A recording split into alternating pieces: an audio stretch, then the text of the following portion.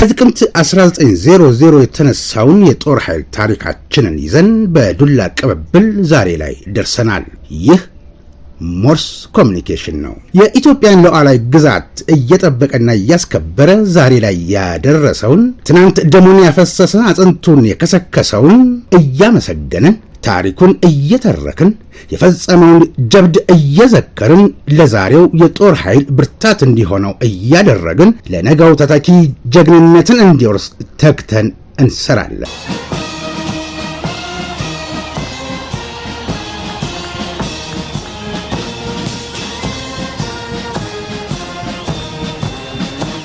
የጽናት ተምሳሌት የኢትዮጵያ ጋሻ በሚል መሪ ቃል 47ኛ ዓመት የምስረታ በዓሉን ያከበረው ምዕራብ እዝ ቀድሞ ኮር በነበረ ጊዜ 614ኛ ኮር ተብሎ ይጠራ ነበር። በኋላ ጠቅላይ መምሪያው ጅማ ላይ ሆኖ የነበረው የምዕራብ እዝ ተመሰረተ። በ1982 በምጽዋ የተከፈተውን ጦርነት ተከትሎ በ1983 ዓመተ ምህረት ቴዎድሮስ ግብረ ኃይል በተባለ ከፍተኛ ወታደራዊ እዝ ስር ለአጭር ጊዜ ተዋቀረ። በነባሩ ወይም በቀድሞው የኢትዮጵያ ሰራዊት የወታደራዊ ደህንነት ጥበቃ መኮንን የነበሩትና አገራቸውንና መንግስታቸውን በቅንነትና በታማኝነት ያገለገሉት ሻምበል ኢዮብ አባተ እንዳለ ስለ ምዕራብ እዝ አመሰራረት ያዘጋጁትን ጽሑፍ ወደ እናንተ እናደርሳለን ባልነው መሰረት የሞርስን ተረክ እነሆኝ። ቅድሚያ ፎሬን ተነፍቶ ለሻምበል ኢዮብ አባተ እንዳለ የከበረ ሰላምታ እሰጣለሁ። ለበረሰደቃ ክብር ሰራዊት አካል የነበረው ምዕራብ እዝ ከ1969 እስከ 1973 ይህ ነው ምኞቴ እኔ በህይወቴ ከራሴ በፊት ለኢትዮጵያ እናቴ።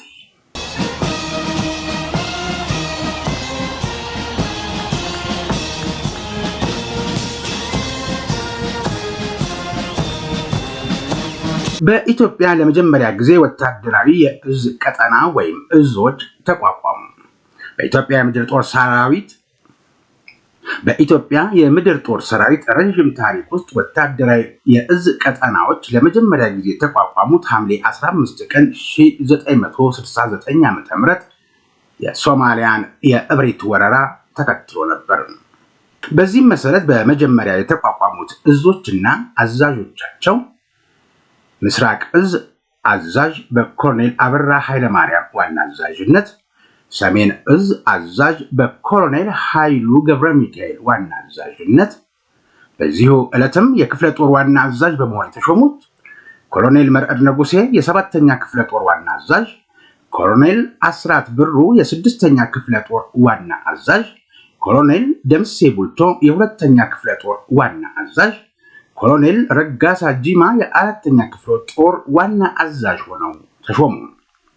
ከአንድ ወር በኋላ ማለትም ነሐሴ 14 ቀን 1969 ዓመተ ምህረት ደግሞ ኮሎኔል ሀብተ ጊዮርጊስ ሀብተ ማርያም የምድር ጦር ዋና አዛዥ፣ ኮሎኔል ከፈለኝ የብዛ የምድር ጦር ምክትል አዛዥ፣ ኮሎኔል አበበ ገብረየስ የማዕከላዊ እዝ እና የ1ኛ ክፍለ ጦር ዋና አዛዥ፣ ኮሎኔል ጌታቸው ባልቻ የምዕራብ እዝ ዋና አዛዥ፣ ኮሎኔል እሸቱ መኮንን የ3ኛ ክፍለ ጦር ዋና አዛዥ ሆነው ሲሾሙ ኮሎኔል ረጋሳ ጂማ ደግሞ 4ኛ ክፍለ ጦርን እንደያዙ የደቡብ እዝ ዋና አዛዥ በመሆን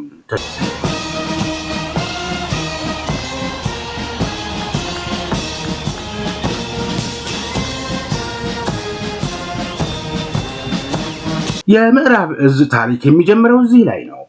1969 ዓመተ ምህረት መጨረሻ ላይ አገራችን በ5 የመከላከያ እዝ ቀጠናዎች ለመጀመሪያ ጊዜ ስትከፋፈል ምዕራብ እዝ ነሐሴ 14 ቀን 1969 ዓመተ ምህረት ተቋቋመ። በወቅቱም እዙ የግዳጅ ቀጠናና አዛዥ የተመደበለት የወታደራዊ ዝግጁነት ስትራቴጂ ሲቀየስ አጠቃላይ ሁኔታዎችን ታሳቢ በማድረግ እንጂ በጊዜው በአካባቢው ከውስጥም ሆነ ከውጭ ከበድ ያለ የጠላት እንቅስቃሴ ወይም አስጊ ሁኔታ በመኖሩ አልነበር። ከዚህ በተጨማሪ ምዕራብ ኢትዮጵያ ላይ የነበረው የጸጥታ ጥበቃ ከከፋ፣ ከወለጋ፣ ከኢሉባቦር እና ከጋሞ ጎፋ ክፍላተ ሀገራት የፖሊስ ኃይል አቅም በላይ ባለመሆኑ በክልሉ ጦር ማስፈር አስፈላጊ ሆኖ አልተገኘም። ኮሎኔል ጌታቸው ባልቻም በያዙት ስራ የምድር ጦር ኢታማዦር ሹም በመሆን ተሾመው በሶማሊያ ላይ በተካሄደው የመልሶ ማጥቃት ዘመቻ ላይ ከተሳተፉና የዚያድ ባሬ ጦር ተንኮታክቶ የዘመቻው ውጤት አስተማማኝ ደረጃ ላይ ከደረሰ በኋላ በ1972 ዓ.ም ጡረታ ወጡ። ሆኖም ለእዙ የተመደቡ ጥቂት አባላት በኮሎኔል ጌታቸው አመራር ስር ሆነው ከ1970 እስከ 1972 ዓ.ም በከፋ፣ በወለጋ፣ በኢሉባቡርና ጋሞጎፋ ክፍላተ ሀገራት የሚሊሻ ዘማቾችን በመመልመልና ወደ ታጠቅ ጦር ሰፈር በማጓጓዝ አጣዳፊ ስራ ላይ ቆይተዋል። በእኔ እምነት እስከ 1976 ዓ.ም አጋማሽ ድረስ ቀጠናው ሰላም በመሆኑና በሰሜኑ ግንባር ውጥረት የተነሳ ምዕራብ እዝ ከግዳጅ ውጭ ነበር። ከመከላከያ እዞች መቋቋም በኋላ ምዕራብ እዝ ጠቅላይ መምሪያውን ጅማ የመሰረተው መስከረም 16 ቀን 1970 ዓ.ም ነው። ይህንኑ በማስመልከት አዲስ ዘመን ጋዜጣ መስከረም 21 ቀን 1970 ዓ.ም ዜናውን 6 ቀናት ዘግየት ብሎ እንደሚከተለው አውጥቶት ነበር። የምዕራብ እዝ መምሪያ ተቋቋመ በሚል ርዕስ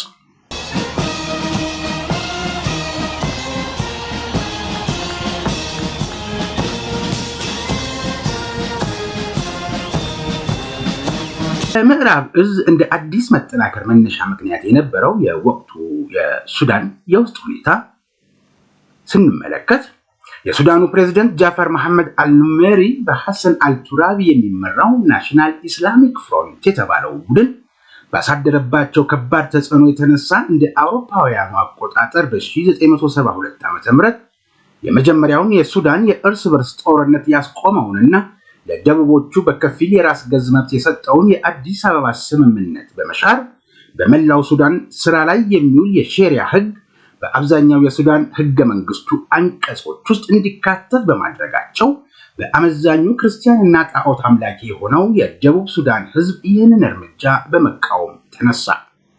ህዝባዊው ተቃውሞ የወታደሩን ክፍል ጨምሮ በማነሳሳት ቦር በተባለው ከተማ ይገኝ ከነበረው ወታደራዊ ጦር ሰፈር አፈንግጠው በወጡና ትውልዳቸው ከደቡብ ሱዳን የሆነ ቁጥራቸው 500 የሚደርስ የጦር መኮንኖች፣ የበታች ሹሞችና ወታደሮች አስተባባሪነት የሱዳን ህዝብ ነፃ አውጪ ሰራዊት SPLA የተባለ ቀስ በቀስ ስር እየሰደደ የመጣ ታጣቂ ቡድን በኮሎኔል ዶክተር ጆን ጋራንግ መሪነት አቋቁመው በርካታ የደቡብ ሱዳን ወጣት ከጎናቸው በማሰለፍ በ1975 ዓ.ም ግንቦት ወር ላይ ሁለተኛውን የሱዳን የእርስ በርስ ጦርነት ክብሪት ለኮሱ።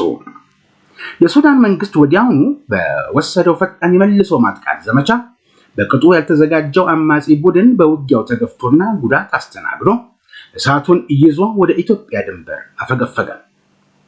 ይህ የኑሜሪ መልሶ ማጥቃት እርምጃ ባልተጠበቀ ሁኔታና በድንገት ህዝቡን አፈናቅሎ በአንድ ጊዜ ቁጥራቸው ከ30 እስከ 50 ሺህ የሚደርስ የደቡብ ሱዳን ስደተኞች ወደ ኢትዮጵያ ግዛት በመፍለስ በጋምቤላ ኢታንግና ፉኝዶ ወደ ተባለው የስደተኞች ጣቢያ መጠለል ጀመሩ።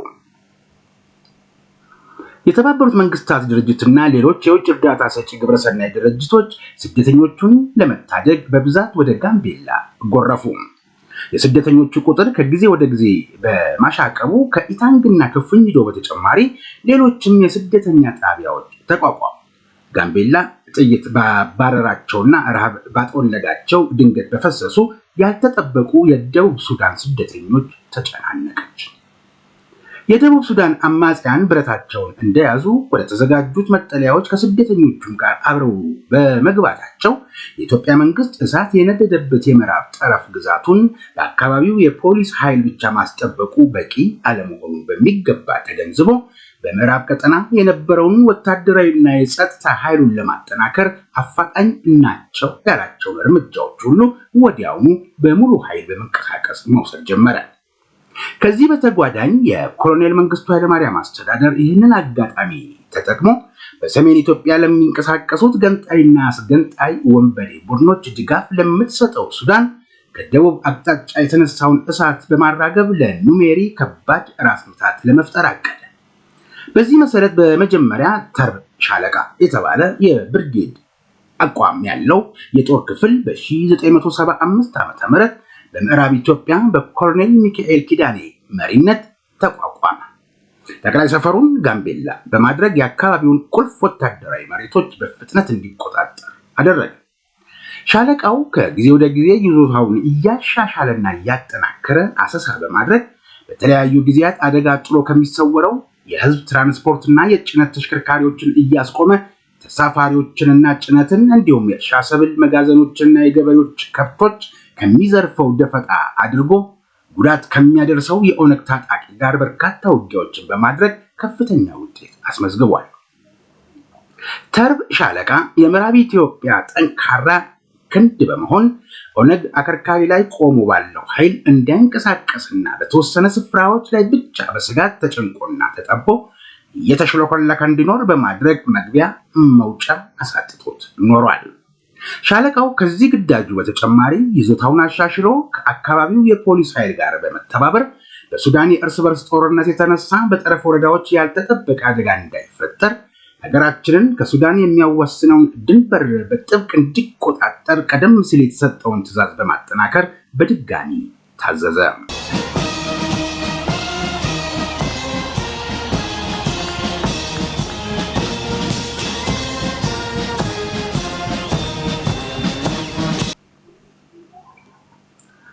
ሁኔታዎች በፍጥነት መለዋወጥ ስለጀመሩ የኢትዮጵያ መንግስት ከነጦር መሳሪያቸው ወደ ግዛቱ የገቡትን የደቡብ ሱዳን አማጽያንን ከስደተኞች ጣቢያ አውጥቶ ጦር ሰፈርና ማሰልጠኛ ስፍራ በመስጠት ከአየር ወለድ ከመድፈኛና ታንከኛ ክፍሎች የተውጣጡ ኢትዮጵያውያን አሰልጣኞችን በብዛት ወደ ጋምቤላ በማጉረፍ የአማጺውን ቡድን ተዋጊዎች በአጭር ጊዜ ውስጥ በብዛት አሰለጠነ። በዚህ ፈጣን ወታደራዊ እንቅስቃሴ ደርግ እስከ 1976 ዓ.ም አጋማሽ ድረስ ቁጥሩ 20,000 የሚደርስ የኤስፒኤልኤ ጦር ለግዳጅ ብቁ አድርጎ ወደ ሱዳን ግዛት በማሰማራት ለሻዕቢያና ለወያኔ ድጋፍ ለሚሰጠው የሱዳን መንግስት የጎን ውጋት ሆነበት። እስከ ደርግ አገዛዝ ፍጻሜ ድረስ የኤስፒኤልኤ ተዋጊ ኃይል ቁጥር 120,000 ደርሶ የነበረ ሲሆን ይህም ቁጥር የሱዳንን አየርና የባህር ኃይሉን ሳይጨምር ከአገሪቱ መንግስት ጦር ብዛት ጋር የሚወዳደር ሆኖ ነበር። በዚህ የኮሎኔል መንግስቱ ኃይለማርያም ያጸፋ እርምጃ የሱዳን መንግስት መሪዎችን በሰፈሩት ቁና እንዲሰፈሩ አድርጓቸው ከፍተኛ ቀውስ ውስጥ ጣላቸው። ደርጉ የባስ ብሎ በአንቶኖቭ አውሮፕላንና በጦር ሄሊኮፕተር ሳይቀር የታገዘ ግምቱ 82,287,726 የኢትዮጵያ ብር የሚደርስ 15,694 ኩንታል ክብደት ያላቸው ቀለብ፣ መድኃኒት፣ የጦር መሳሪያ፣ ጥይት፣ ፈንጂ፣ ቦምብ ወዘተ ሱዳን ግዛት ውስጥ እስከ 740 ኪሎ ሜትር ድረስ ዘልቆ የገባ በ1977 ዓ.ም ብቻ በ315 በረራዎች በፓራሹት ወደ መሬት የተለቀቀ ከፍተኛና የተሳካ የሎጂስቲክስ ድጋፍ ለአማጺ ቡድኑ አቀረበ። ሌላው የኢትዮጵያ መንግስት የምዕራብ እዝ ቀጠናውን ማጠናከር የፈለገበት ዋናው ምክንያት የደቡብ ሱዳን አማጺያንን በመደገፉ የሱዳን መንግስት ኢትዮጵያ ላይ ቀጥተኛ ጦርነት ቢከፍት እንደማያዋጣው ስለሚያውቅ እንደተለመደው በሻዕቢያ መሳሪያነት በእጅ አዙር ትንኮሳ ሊፈጽም እንደሚችል ጂኦፖለቲክሱን የተንተራሰ ወታደራዊ ትንተና በሀገር መከላከያ ሚኒስቴር ወታደራዊ መረጃ መምሪያ ለመንግስት በመቅረቡ ነበር። የዚህ ትንተና ጭብጥ በዋናነት ያተኮረው ከጀርባ ሆኖ ኦነግን ያጠናክር የነበረው ሻዕቢያ አደጋ ጣይ ቡድኖቹን መሳሪያ አስታጥቆ በሱዳን መንግስት ድጋፍ በምንደኞቹ የኦሮሞ ነጻነት ግንባርና የጋምቤላ ህዝብ ነጻ አውጪ ሙቭመንት ተዋጊዎች እንዲሁም በጉምዝና በቤኒሻንጉል ሽፍቶች መንገድ መሪነት የደቡብ ሱዳን ስደተኞችን ተጠልሎ ወደ ጋምቤላና አሶሳ ሊያመጣ እንደሚችል አስቀድሞ ያስገነዘበ ነበር። ይህንን ስጋት እውን ያደረገው ጥቃት በሻዕቢያና በኦነግ ቅንጅት በታህሳስ ወር 1982 ዓ.ም አሶሳ ላይ መፈጸሙ አንዱ ማሳያ ነው።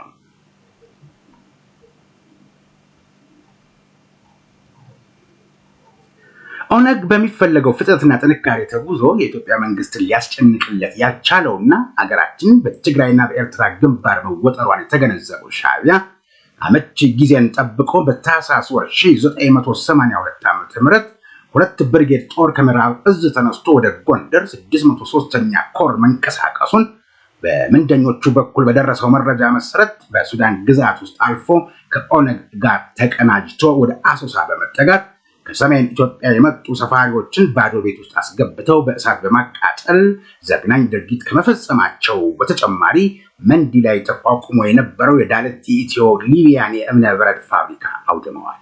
ይሁን እንጂ ምዕራብ እዝ በተጨማሪ ኃይል ተጠናክሮ ለአንድ ወር በኋላ በዘመቻ ጥረቅ በወሰደው የመልሶ ማጥቃት እርምጃ ሁኔታውን ከመሰረቱ በመለወጥ ሻዕቢያን ከነምንደኛው ኦነግ ተዋጊ ጋር አሳዶ በመደምሰስ ከኢትዮጵያ ግዛት ጠራርጎ አስወጥቶታል።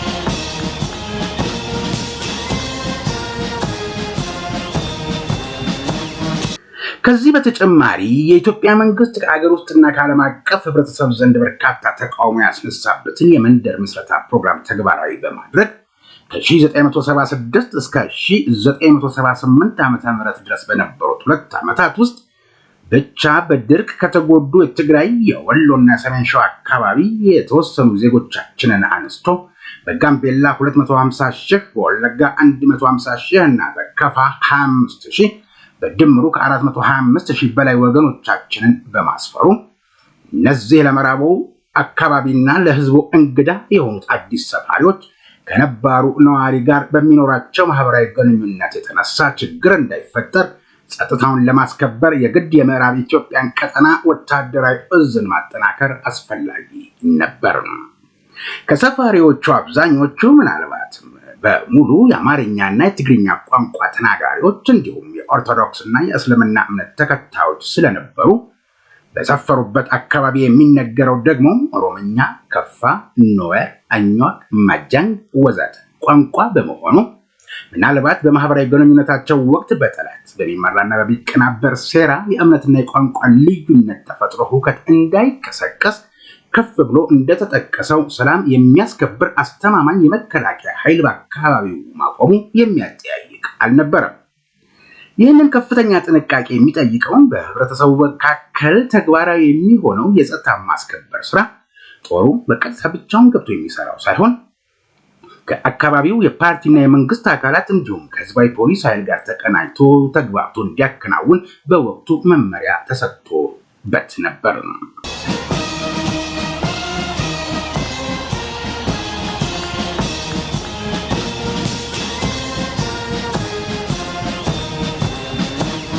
ምዕራብ እዝ ጠቅላይ መምሪያ ጅማ 1976 ዓ.ም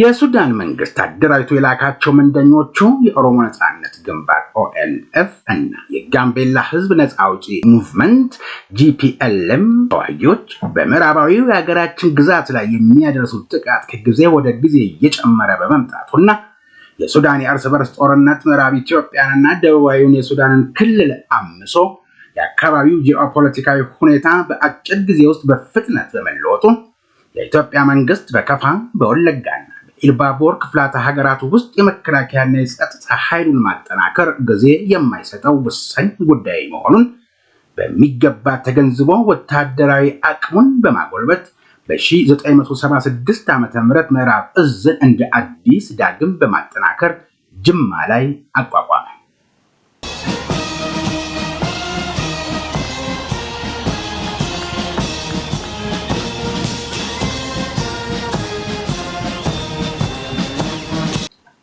በ1977 ዓ.ም ብርጋዴር ጀነራል ቁምላቸው ደጀኔ በኋላ ሜጀር ጀነራል የምዕራብ እዝ ዋና አዛዥ በመሆን ተሾሙ።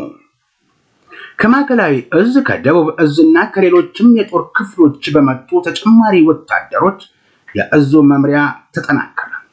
ከዚህ በተጨማሪ የደርግ መንግስት በ1977 ዓ.ም የምዕራብ እዝን የውጊያ ዝግጁነት አቅሙን በማሳደግና በአካባቢው ወታደራዊ ኃይሉን ለማፈርጠም ባወጣው እቅድ መሰረት በ30 ሚሊዮን ብር ወታደራዊ የማጓጓዣ አንቶኖቭ አውሮፕላኖችን፣ ሄሊኮፕተሮችንና ተዋጊ ጀቶችን ሊያሳርፍ የሚችል ዘመናዊ አየር ማረፊያ በአጭር ጊዜ ውስጥ በጋምቤላ ገንብቶ ለአገልግሎት ክፍት አደረገ።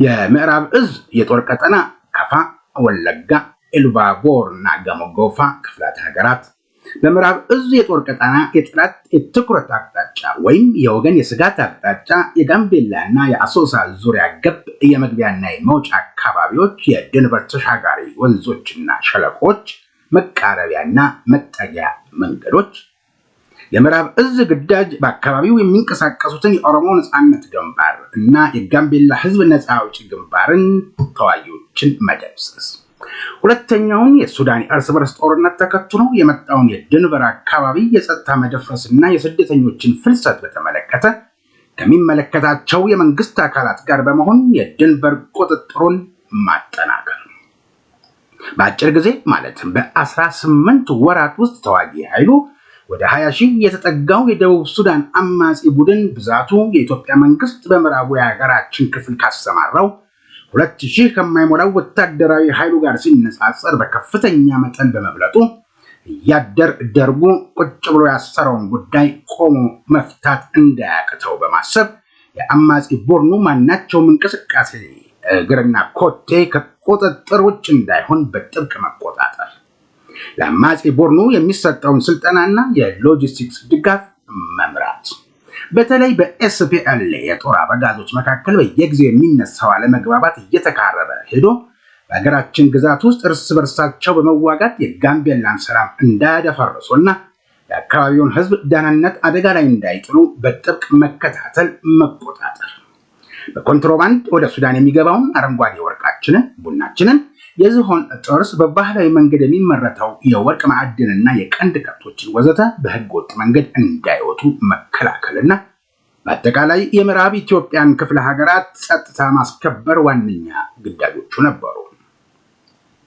የምዕራብ እዝ አካላዊ ክፍሎች የነበሩት ከ1980 ዓ.ም ጀምሮ መምሪያውን አሶሳ ያደረገውና 4 ብርጌዶችን በስሩ ያቀፈው 28ኛው እግረኛ ክፍለ ጦር ከ1975 ዓ.ም ጀምሮ መምሪያውን ጋምቤላ ያደረገውና የብርጌድ አቋም የነበረው ተርብ ሻለቃ ከምስራቅ ግንባር የመጣ አንድ ታንከኛ ሻለቃ የምዕራብ እዝ መምሪያ ለራሱ ግዳጅ ያሰለጠናቸው የጥበቃ ሻለቃ ምልምል ወታደሮች የእዙ ልዩ ልዩ ክፍሎች ኪነታዊ ክፍሎች የእዙና የበታች የጦር ክፍሎች ተወርዋሪና ተነጣይ ሻለቆች ሻምበሎችም እንዲሁ የብሔራዊ ውትድርና አገልግሎት ዘማቾች ነበሩ።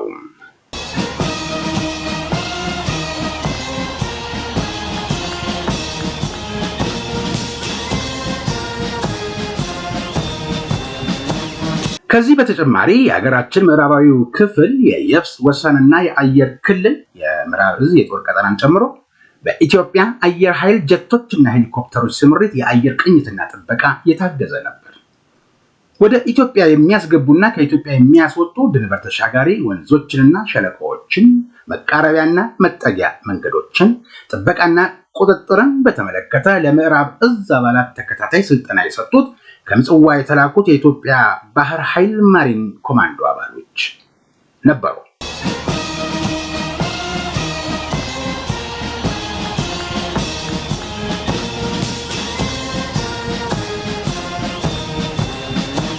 በመጋቢት ወር 1980 ዓመተ ምህረት ሻዕቢያ በናደው እዝ ላይ ማጥቃት ሰንዝሮ ጉዳት ካደረሰ በኋላ የኢህአዴግ መንግስት አዲስ ወታደራዊ አደረጃጀት ወይም አወቃቀር አደረገ።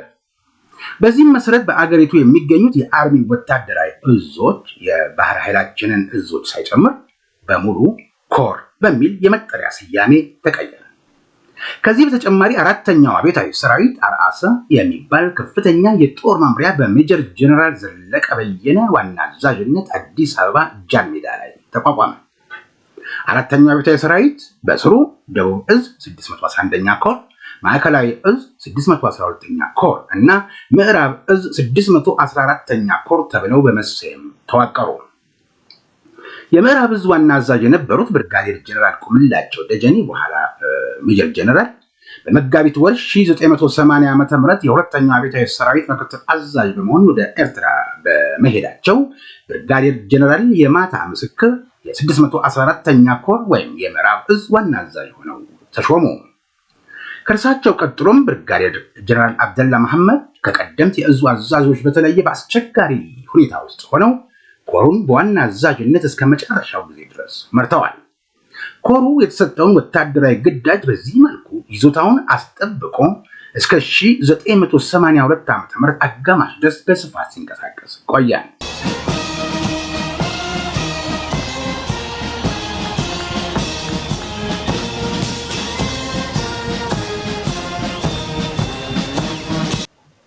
ምዕራብ ዕዝ 614ኛ ኮር በመባል መጠሪያው ከተቀየረ በኋላ ዋና አዛዥ የነበሩት ብርጋዴር ጀነራል የማታ ምስክር ከ1980 እስከ 1982 ዓ.ም ድረስ፣ ብርጋዴር ጀነራል አብደላ መሐመድ ከ1982 እስከ 1983 ዓ.ም ድረስ ዋና አዛዥ ነበሩ።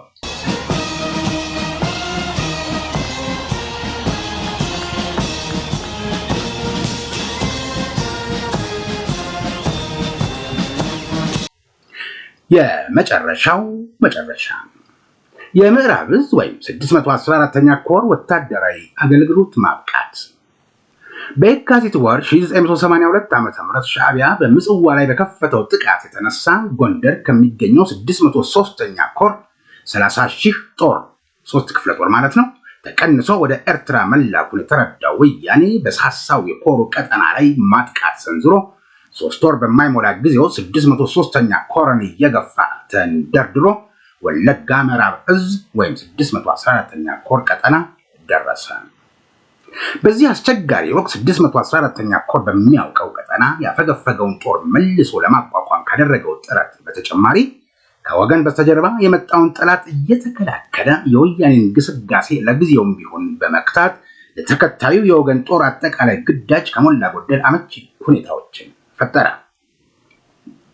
በግንባሩ ጊዜያዊ መከላከያ ምሽጎችን በከፍተኛ ርብርብ በማዘጋጀት አፋጣኝ መልሶ መቋቋም ከተደረገ በኋላ ምዕራብ ዕዝ በድጋሚ በአዲስ አደረጃጀት ውስጥ ገብቶ ከተለያየ ስፍራ ተውጣጥተው ከመጡ የጦር ክፍሎች ጋር ተካቶ በሜጀር ጀነራል መርዳሳ ሌሊሳ ዋና አዛዥነት ቴዎድሮስ ግብረ ኃይል በተባለ ከፍተኛ ወታደራዊ ዕዝ ስር ለአጭር ጊዜ ተዋቀረ። ሆኖም በዚህ ምዕራብ ግንባር በኩል የታሰበውና በቴዎድሮስ ግብረ ኃይል አመራር ስር በመሆን ለመልሶ ማጥቃቱ ዘመቻ የተዘጋጁት የጦር ክፍሎች ከላይ እንደተገለጸው ከተለያየ ስፍራ እንደመምጣታቸው የተለያየ ወታደራዊ ብቃትና የተሰላቸ የውጊያ ሞራል ያላቸው ስለነበሩ ስብስቡ ገና ከጅምሩ ወጥነት የጎደለውና በችግር የተሞላ እንዲሆን አድርጎታል። በወቅቱ የግብረ ኃይሉ አካል የነበሩት የቀጠናው ባለቤት 614ኛ ኮር ወይም ምዕራብ ዕዝ ከ603ኛ ኮር አፈግፍገው ወይም ተበትነው ወደ ምዕራብ ዕዝ ቀጠና የመጡ የላሸቀ የውጊያ ሞራልና የአካል ድካም የነበራቸው የሰራዊቱ አባላት ቀደም ሲል በጠላት ተማርከው የተለቀቁና መንግስት እንደገና አደራጅቶ መልሶ ወደ ውጊያ ያስገባቸው የጦሩ አባላት ከምስራቅ፣ ከደቡብ፣ ከሰሜን ሸዋ ግንባሮች አንዳንዶች የተፋፋመ ውጊያ ላይ ተነስተው ለምዕራብ ግንባር እየተደረቡ ከቤተ መንግስት ልዩ ጥበቃ ብርጌድ እየመጡ በግዳጅ ከየቤታቸው ከመንገድ ታፍሰው የአጭር ጊዜ ስልጠና ወስደው ወደ ግንባር እየገቡ በአጠቃላይ ፈጽሞ የማይተዋወቁና ከኋላቸው በርካታ አስተዳደራዊ ችግሮች ተብትቦ የያዛቸው የጦር አባላት ስለነበሩ እነዚህን አቀናጅቶ ውጊያውን ለመምራት የተመደቡት አዛዦች ከመቸገራቸውም በላይ እነርሱ ራሳቸው በደንብ ስላልተዋወቁ ተናበውና ተግባብተው ለመስራት አልቻሉም ነበር። ከወታደራዊ መርህ ውጭ እየተበተነ ለሚመጣውና ለሚሄደው ጦር ሎጂስቲካዊ ድጋፍ ለማቅረብ በርካታ መሰናክሎች በመፈጠራቸውና በዋናነት ደግሞ የጠላት ግፊት የወገንን ጦርና አዛዦቹን ፋታ በማሳጣቱ መልሶ ማጥቃት ለማድረግ ይቅርና በወጉ መከላከል እንኳን ሳይቻል ቀርቶ ሁሉም ነገር በተፈለገውና በተጠበቀው መንገድ ሳይሄድ ቀርቶ ውጊያው ተበላሽቶ የወገን ጦር ተበተነ። ለቴዎድሮስ ግብረ ኃይል የተዘጋጁትን የጦር ክፍሎች አቀናጅቶ ወደ ውጊያ ለማስገባት የተደረገው አታካችና እልህ አስጨራሽ ጥረት ከግንባሩ አዛዦችን በላይ ከአንድም ሁለት ጊዜ በግንባሩ ለተገኙት የአገሪቱ ፕሬዝዳንትና የአብዮታዊው ጦር ጠቅላይ አዛዥ ለኮሎኔል መንግስቱ ኃይለማርያም ሳይቀር በእጅጉ ፈታኝና አስቸጋሪ የሆነ ግንባር ነበር። በወቅቱ 614ኛ ኮር በቀጠናው በተጠናከረ ይዞታ ላይ በመኖሩ የተነሳ ከሁሉም የወገን የጦር ክፍሎች በተሻለ ሁኔታ የተረጋጋና የሰከነ አመራር የነበረው ቢሆንም በዚህ በተዘበራረቀው የግብረ ኃይል አቋም ስር በመግባቱ እጣ ፈንታው ከተናደው ጦር ጋር አብሮ መናድ ሆነ። በአጠቃላይ ምዕራብ እዝ ወይም 614ኛ ኮር በመጨረሻው ሰዓት በእንዲህ አይነት መያዣ መጨበጫ በሌለው ሁኔታ ውስጥ ቆይቶ በግንቦት ወር 1983 ዓ.ም በአገሪቱ ውስጥ በመጣው የመንግስት ለውጥ የተነሳ ከ14 ዓመታት ጉዞ በኋላ ወታደራዊ አገልግሎቱ ሊያከትም ችሏል።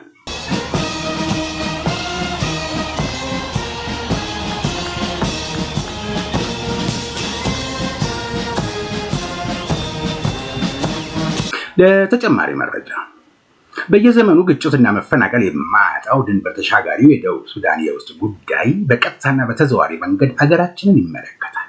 ምክንያቱም የደቡብ ሱዳን ህዝብ ጦርነት ሲቀሰቀስ በአብዛኛው ከነችግሩ ተሰዶ የሚመጣው በስደተኞች አያያዝና ክብካቤ ወደ ተመሰገነችው ሀገራችን ወደ ኢትዮጵያ ነው። ከደቡብ ሱዳን ጋር ድንበር ተጋርተን በጉርብትና እንደመኖራችን ዛሬም ቢሆን በርካታ ጉዳዮችን በትኩረት ልንመለከት ይገባል። ትናንት የኤርትራ ወንበዴ እንዳደረገው ዛሬም ግብፅና ሻዕቢያ በዚያ በኩል ዞረው ጸረ ኢትዮጵያ ቡድኖችን በማደራጀት ጉንተላ እየፈጸሙ ይገኛሉ። በምዕራብ ኢትዮጵያ አካባቢዎች ተሰማርቶ ጸጥታን ያስከብር የነበረው የቀድሞ ሰራዊት ተሞክሮ ዛሬም የአገርን አንድነትን፣ ሉዓላዊነትና የህዝባችንን ሰላም ለማስጠበቅ መስዋዕትነት ለሚከፍለው የመከላከያ ሰራዊታችን ይጠቅማል ብዬ አምናለሁ። SPLA ከቀድሞ ኢትዮጵያ ሰራዊት በተለይ ከምዕራብ እዝ ጋር ወታደራዊ መረጃና በዘመቻ ስራ የሚያስተሳስረው በርካታ ታሪክ አለው። የደርግ መንግስት በምዕራብ ኢትዮጵያ የሚንቀሳቀሱትን የኦሮሞ ነጻነት ግንባርና የጋምቤላ ህዝብ ነጻ አውጪ ግንባር የተባሉ ተዋጊዎችን ለመደምሰስ በምዕራብ እዝ ፊት አውራሪነት ባካሄዳቸው ዘመቻዎች ሁሉ ከደቡብ ሱዳን ነጻ አውጪ ጦር SPLA ጋር ተቀናይቶ መስራቱ በብዙ መልኩ ከፍተኛ ውጤት አስገኝቶለታል። የኢትዮጵያ ጦር የሱዳንን ድንበር ጥሶ መግባት ስለማይችል የአብዮታዊ ሰራዊት አካል ለነበረው ለምዕራብ እዝ ወታደራዊ መረጃ መምሪያና ወታደራዊ ደህንነት ጥበቃ መምሪያ አደጋ ጥለው ወደ ሱዳን ስለሚያመልጡት ጸረ ኢትዮጵያ ኃይሎች ኦነግና የጋምቤላ ነጻ አውጪ ግንባር ተዋጊዎች ወታደራዊ እንቅስቃሴን የተመለከተ መረጃ ከሱዳን የሚያመጣው SPLA ነበር። ከዚህ በተጨማሪ የኢትዮጵያ መንግስት ከሻዕቢያና ከወያኔ ጋር በነበረው ውጊያ ተወጥሮ ከምዕራብ እዝ ቀጠና ጦር አንስቶ ወደ ሰሜን ጦር ግንባር ሲያንቀሳቅስ ጠላት አጋጣሚውን እንዳይጠቀም የደቡብ ሱዳን ነጻ አውጪ ጦር ሱዳን ውስጥ በሚገኙት የኦኤልኤፍ እና GLF ጦር ሰፈሮች ላይ አደጋ በመጣል ንቅናቄያቸውን በመክታትና በመገደብ ድጋፍ ያደርግልን ነበር። ይህን በተመለከተ አቶ ረጋሳ ባይሳ የተባሉ የታሪክ ምሁር እንደ አውሮፓ አቆጣጠር በ2007 በአዲስ አበባ ዩኒቨርሲቲ ሶሻል ሳይንስ ኮሌጅ ለፒኤችዲ ማሟያ ያቀረቡት ጥናት ከተነሳንበት የምዕራብ እዝ ታሪክ ጋር በእጅጉ የሚያገናኝ ሰፊ ነጥብ ስላለው እዚህ ላይ ለማንሳት ፈልጋለሁ። ከኢንተርኔት ያገኘሁት ይኸው የአቶ ረጋሳ ጥናት እንደሚተነትነው በወቅቱ የነበሩት የኢትዮጵያና የካርቱም መንግስታት ስላካሄዱት የውክልና ጦርነት፣ ስለ ምዕራብ እዝ ተጋድሎ፣ ስለ ደቡብ ሱዳን ነጻ አውጪ ጦር ኦነግና ሻዕቢያ በትስስር ስለፈጸሙት ጸረ ህዝብ ድርጊት፣ ስለ ጋምቤላ ነጻ አውጪ ግንባር አፍራሽ እንቅስቃሴ በሰፊው የዳሰሰ እጅግ ጠቃሚ ጽሑፍ ሆኖ አግኝቼዋለሁ። ስለሆነም የአቶ ረጋሳ ባይሳን ጥናታዊ ጽሑፍ ከዚች አጭር የምዕራብ እዝ ታሪክ ጋር ተያይዞ ቢታይ ስላለፈው ጊዜ የተሻለ ግንዛቤ ይሰጣል። ስለወደፊቱ ደግሞ ከልምድ የተገኘ ተሞክሮን መሰረት ባደረገ መርህ የነገን አቅጣጫ ለመተለም ያስችላል የሚል እምነት ስላለኝ እንዲመለከቱት እጋብዛለሁ አሉ ሻምበል ኢዮብ አባተ እንዳለ በጥናታዊ ጽሑፋቸው። በመጨረሻም ጥንታዊቷና ገናናዋ ኢትዮጵያ ዛሬም እንደ ትናንቱ በጀግኖች ልጆቿ አንድነትና መስዋዕትነት ለዘላለም ታፍራና ተከብራ ትኖራለች ብለዋል።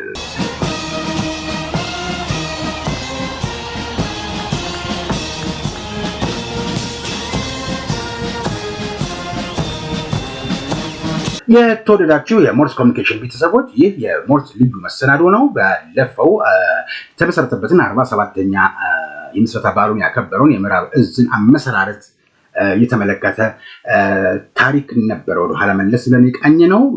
ጽሁፉን ደግሞ ያዘጋጁት በነባሩ በቀድሞ የኢትዮጵያ ሰራዊት የወታደራዊ ደህንነት ጥበቃ መኮንን የነበሩትና ሀገራቸውንና መንግስታቸውን በቅንነትና በታማኝነት ያገለገሉት ሻምበል ኢዮብ አባተ እንዳለ ነበሩ። የተወደዳችሁ የሞርስ ኮሚኒኬሽን ቤተሰቦች በቀጣይ በሌላ የሞርስ ልዩ መሰናዶ እንገናኛለን። እስከዛው ድረስ ጤና ይስጥልኝ።